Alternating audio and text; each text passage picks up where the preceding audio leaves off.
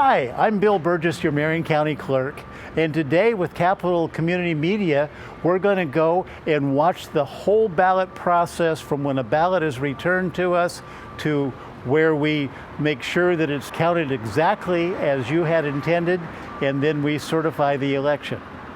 Okay, this is the first step of the ballots coming in from either the drop site or from the post office, and we do only one ballot drop box at a time because we want to make sure that we account for all the ballots from that drop box so we have really good numbers, especially when we go through the scanner later on. So there's a tag there, and Rena's got a tag. Rena, can you show us a tag on that? So there's the white tag that shows where it is from, and we have that on every tray that goes over there. Thanks, Rena. And now Ron's dumping ballots from the health department. Again, they're looking to see if any of these ballots are from other counties or if there's water bills in there or other types of things. We did find some Beaver football tickets one time. They're facing all those so that the address and the signature are facing forward, so when we put them through the envelope processor, we'll be able to see them properly. Otherwise, the processor won't read them over there. We don't collect them every day when the election first starts. We open the boxes 20 days before the election. But as the election progresses, we go and collect ballots more than once a day. These are ones from other places. Oh, look. Oh, good. Yeah. Those are Polk County. Yeah, we get a lot of Polk County. They get some of ours, and we share those all during the election, and then even after Election Day, we share those between the counties to make sure they get to the right place, so people can drop their box off anywhere in Marion County or not even Marion County, the state that they want to. So if you're down in Ashland watching a play, you can drop your ballots off there. If you even forgot your ballot here, but it's Election Day and you want to vote, go to Medford, to the county clerk's office, and they can issue you a ballot based on your address for up here. It's going to say replacement ballot, and it's not going to be machine readable, but it's a type of ballot that you can vote there, and then they will send it back here to us, and then because it's a kind that's not machine readable, we'll have to duplicate it, and I'll tell you more about the duplication process later on. Part of security in Oregon is this ballot return envelope.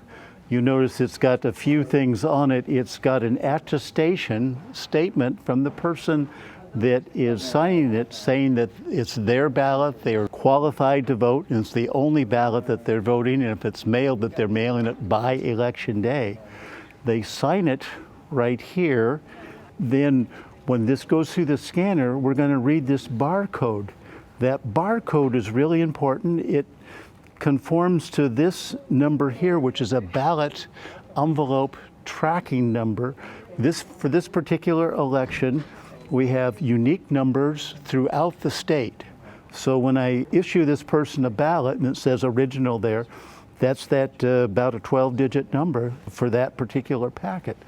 Now, if that person has lost a ballot and needs another one, a replacement, or they've spoiled it or whatever, well, I can send them another one, but when we send them another one, that's going to inactivate this one. So if it comes through any place throughout the state, the county will know once they read that barcode that it's an inactive one. So then inactive ballots will be set aside for investigation later on, because sometimes people will forget and vote twice, but we catch it each time they do that. There's also another number here, which is the voter's number. Each voter in Oregon has their own voter identification number. So that's another part of how we track that. If somebody says, well, I saw somebody put 10 ballots in a ballot drop box, fine. We're only going to take one ballot for each registered voter that is qualified to vote in this election, if indeed the signature matches. So that bugaboo about ballot harvesting is not a problem in Oregon because we're only going to count one vote per person in Oregon. A ballot return envelope goes through this sorter scanner machine generally 3 times. The first time it goes through, we're going to capture that signature and the barcode, and that gives the voter activity too, so we know that the person has handed in a ballot. It's also going to print a batch number and the time that it went through the machine. We also have software in the machine that can read signatures and signatures that match. It can read the real easy ones. So about half of them pass through here, and then they will be put up in trays by groups of precincts. We're a precinct-based county. Some counties are just batch-based, which is sometimes faster, but precinct-based is better when it comes to auditing from my point of view, old school. Once the ones that are good go up into the trays, the ones that aren't go down into yellow trays. Oregon is such a super state in that we've got 94% of the people that are qualified to vote are registered to vote here, thanks to automatic voter registrations to happen in 2016. Oregon has got a good tradition of turnout, of believing that people's voices need to be heard. Okay, our signature checking is done with trained signature checkers. They've had classes with a forensic scientist or with the Secretary of State, and then they've had hands-on experience here. Plus, they get audited as they get used to doing it before we know whether or not it's a good fit for them. What you see here is you're seeing the image, the reference image from voter registration above. Sometimes it's from the DMV, and then you see the signature on the ballot. And so what they're doing is checking each of those to see if whether or not it matches. This is first signature check, and at first signature check, they're going to go through those very quickly. Then second signature check is the ones that had been rejected by the first one. They're going to go and they're going to look up the person in here, which is what Beth is doing now, and they're going to look at all the other signatures that are on file for that person and see if they can see a progressive change of some type or other. They've got a better chance of saying yes. The first ones say yes to about 80% of what they get and no to 20%. And then these folks look at that 20% and they accept about 9 out of 10 of those also because of both their experience and what they see when they have time to look at the other signatures. Then that other 1 or 2% we end up sending letters to, and they still have a chance to get that cured. In fact, I'll show you over here. I'll show you our red trays, the ones that are waiting right now for responses. I showed you already where we sent the letters out, and they're going to get those letters back to us. Shall we go over there? Okay, here we've got ballots that we cannot open the envelope because the signature did not match. It says signature no match right here in the red one, and we've got them in alphabetically. We've sent letters, and we're waiting for people to respond so that we can open these letters if the signature indeed does match. Now, that was signature no match. That's a big amount. Smaller amount, in this case, is signature unsigned ballots. So those are the two biggest issues why we can't open a ballot. And so we have to wait on those people, and we'll give them into 21 days after the election. That's why we can't certify the election till that is done, so we can't certify till at least day 22. You may hear results and people declare themselves winners way before that, but that's not us because we want to wait until we've got the election completely certified. These are our election board workers, and they come in just during elections to work just a few hours each election, depending on the volume. You can see that each table has got a green tray. Green means that it's been signature checked, it's been given activity, and we know it's a good, valid ballot to count. Only ballots that have passed signature checking get to this spot. This is the first part of opening the envelope. These are what we call the opening boards. And you can also notice if you look at each table, people have two different name tag colors because we have people of two different parties always working together at the table. One person is taking the envelope out, the other person is opening the envelope up. So the first person doesn't usually see how it's voted at all, and the second person doesn't see the name on the envelope. So that's a part of our way of making sure that we give some voter privacy. Another thing too here is these security envelopes. These are now optional. We used to have a bursting one, so we had to have three people at the table, one person in between being the burster. And then Connie Higgins, one of our former employees who has passed, developed these, and the whole state took on the use of these because they were so much easier and faster. Now we're getting to the point that we may be getting rid of these. Some counties have done that now, just make the outside envelope as the security envelope by having hashes on the inside. But because people are used to this, I didn't want to change this till after the presidential election. Occasionally, there'll be something a little strange, like somebody will put a ballot from a previous election in there. And these folks are checking for that too. And so then, of course, we can't count that particular ballot. Sometimes they won't put anything in there, and then they'll put their hand up. We need to notate that. They'll notate that both at the table in a second notation, so we've got double records there to be sure that that's accounted for.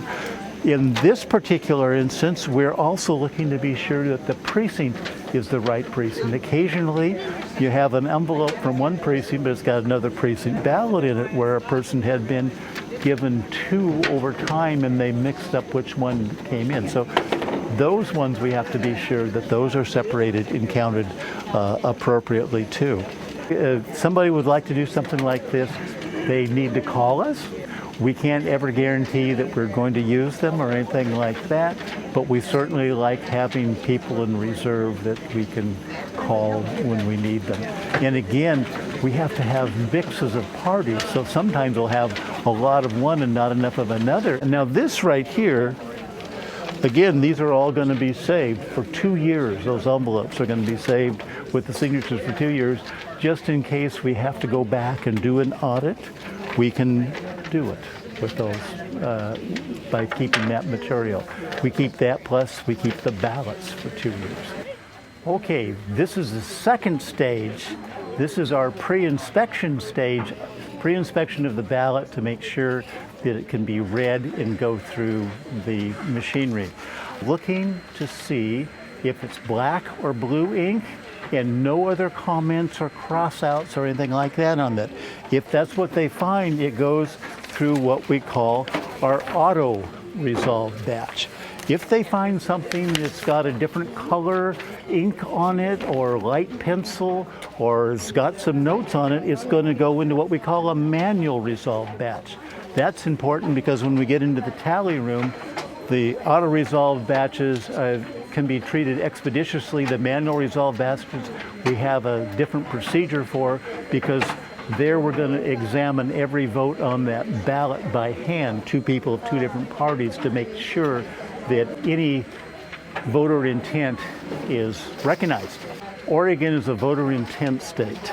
That means that we try our hardest to determine what the voter wanted even if they didn't follow the directions, which occasionally happens. Some people are older and have a harder time seeing and they can't mark the box, so they'll circle.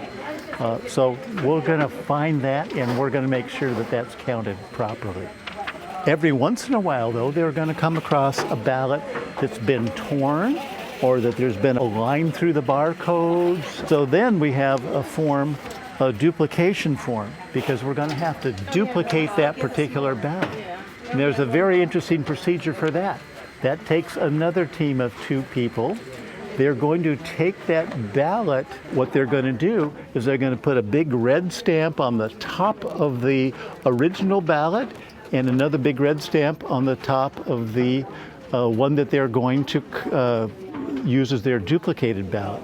and then they're going to sign their initials, and they're going to sign a number, because there's a sheet for each precinct, and we circle each number consecutively so we know which one is which. And so the first person is going to read the ballot, the second person is going to mark the duplicate ballot.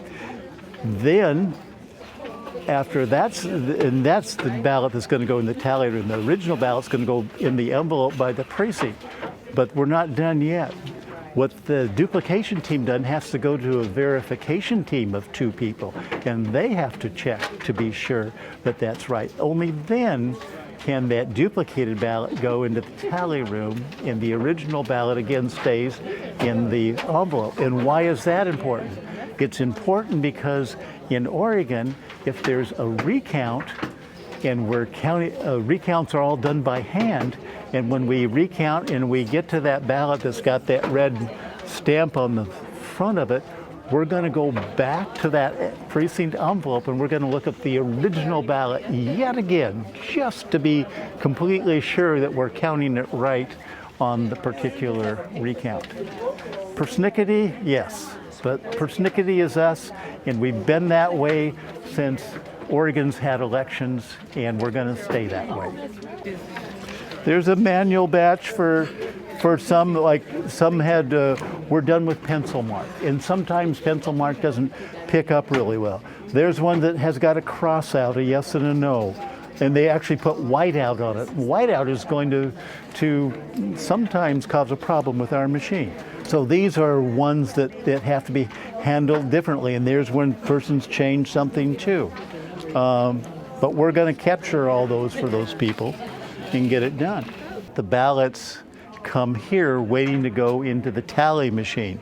You can see there we've got auto resolve and we've got manual resolve. Now blue trays are where the envelopes are eventually going to go. We're going to keep those envelopes again by precinct of the ballot return envelope for 2 years. You might notice too, we've got a security person on the outside.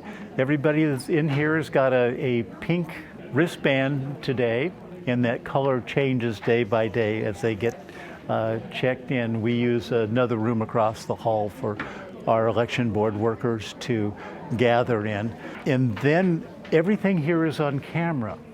Also, part of our procedures are that we have always 2 or more people working with each other. In the vote tally room, it's an interesting, different place too, because not only does it have cameras, it does not have any internet in there. It's not hooked up to the county computers or anything like that as another safeguard.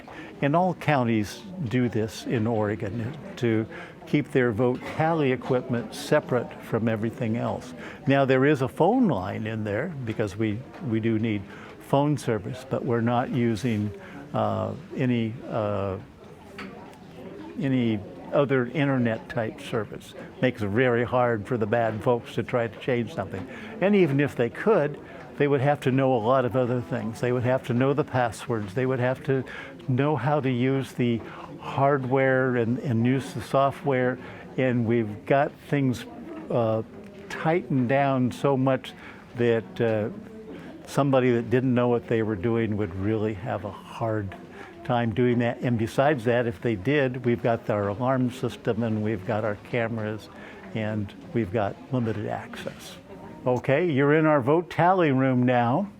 This is where we scan the ballots and determine what the count is. Brian's our elections manager, and Kristen is our manager for a lot of the stuff that happens here in the back end, so they're going to help us in getting this particular job done.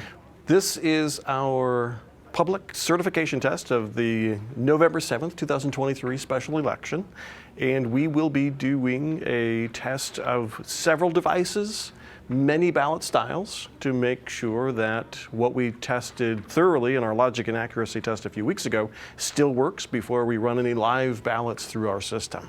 So one of the first things that we do in this room is turn on our equipment. We have it turned off until this moment and then turn it back on again.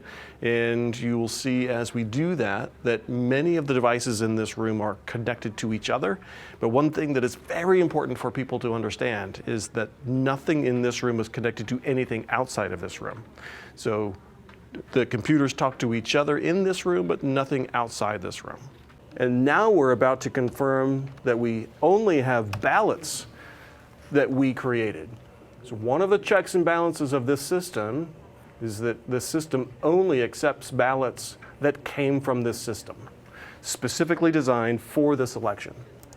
If someone sends a ballot to us from a previous election, for instance, it'll get rejected. In the real world, we would have different sets of teams of at least 2 at each of these workstations. We are simulating that environment as we speak. And at this point, all of these scanned ballots are ready for the next wave of teams to do what we call adjudication or resolving. One of the security protocols about this system that we use is that it runs in what we call kiosk mode. So none of these computers in this room have any Windows products or any web browsers. The only software that is loaded on these devices are those from our vote tally vendor. And when we open up the application, that is the only application that is present. So the system is smart enough to look at all of the boxes marked by voters, and it is looking for marks inside the little squares that indicate the voter's choice. It also knows when the voter has made too many choices and too few choices, and it presents those concerns to the team of 2 election board workers that will be adjudicating, and it shows a different color of thumbnail describing that batch as having issues or not having issues. So the first batch of ballots that we scanned appears to be all votes inside the lines with no stray marks. And then this team could verify that by opening up that scanned image and looking from ballot to ballot and making sure that what the system saw is what humans would see also. If we then go to one of those batches where the system saw problems, the system saw many problems with this batch, nearly every ballot. So we made this test batch intentionally for this process so people can see what happens when a voter doesn't vote in a contest or they voted too many times. The team of election board workers reviewing these is shown color-coded symbols showing what the system thinks happened. System thinks that there were not as many choices in this as the voter had options to. They didn't make any choice. So we would agree that there was no mark in either option, and we would consider that an undervote. So we will do the same thing to making sure that the system catches every option, whether it's an overvote or an undervote or a write-in or whatever the case may be. Our teams will go through each one of these, making sure that the system actually picked up the voter's intent as best it could. And then humans would determine any stray marks in addition to that. So at this point, if we recap a little bit, we know that ballots got into our building from a particular place at a particular time, from a particular source, whether it was through the mail, over the counter in our lobby, or through a drop box.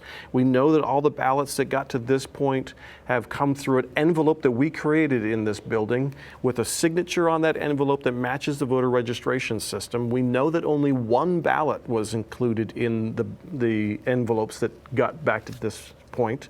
We also know now that the contents of those ballot envelopes were ballots that we created from this space and that they were from this election. Any anomaly outside those parameters would have been kicked out.